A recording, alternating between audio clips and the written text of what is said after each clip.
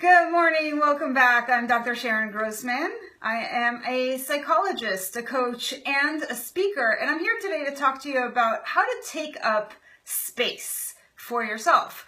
This is a really important concept because we are so busy and we're so just running around doing everything in our lives. We need to start to slow down and think about our energy and what's going on inside of us. And so let's talk about physically what happens. You know, Amy Cuddy, if you haven't seen her awesome TED Talk, really talks about taking up space on a physical level. Being larger actually sends our body a message that we're safe. And so that builds confidence versus when we ball up and we are really in this small space, we are sending our brain a message that we're not safe, and so our anxiety shoots up. So there is a physical dimension of taking up space, but there's also other ways for you to take up space. And for example, one might be in the way that you speak.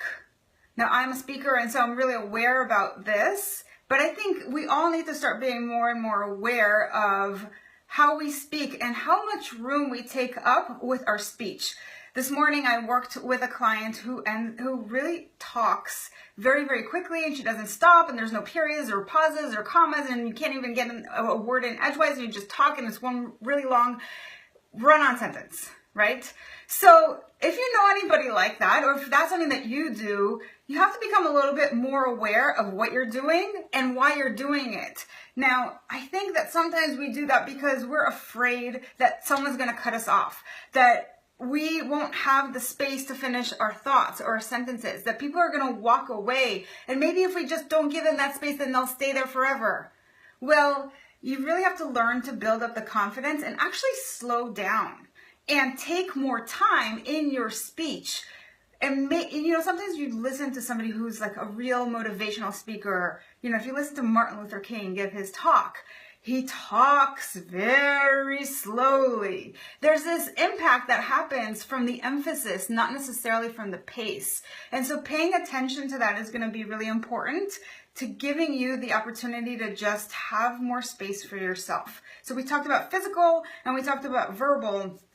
And, you know, there's also the physical piece of space, not just in your body, but in your environment. And so getting rid of clutter actually brings space back into your life. It creates opportunity for other things to come in.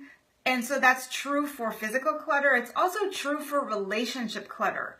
So if you're in a relationship where you're with somebody, maybe you have codependency issues where you're just like, I always have to be in a relationship, and you jump from one to the next, it doesn't give you space to be with yourself.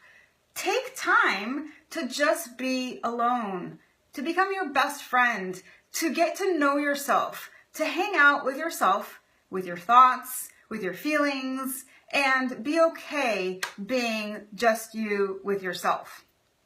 If you can do that, then when you go into your next relationship, you will be so much more solid because you're not going to be dependent on that person to meet your needs.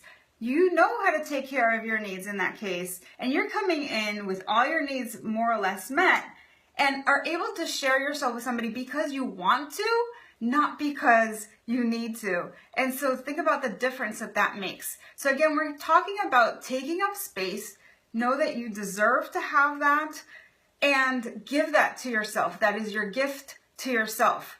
Now, if you have questions about this, I'd love to hear what your particular struggles might be. You can reach me on my Facebook page, Coaching by Sharon. And I also love to hear from you about any sort of obstacles you might be facing, any sort of questions you might have. So be sure to send this to me. And if you know anybody who's dealing with these kinds of issues, maybe somebody that talks really fast, maybe somebody who has codependency issues, maybe somebody who has clutter, please share this with them as well. I look forward to seeing you at the next video. Take care in the meantime.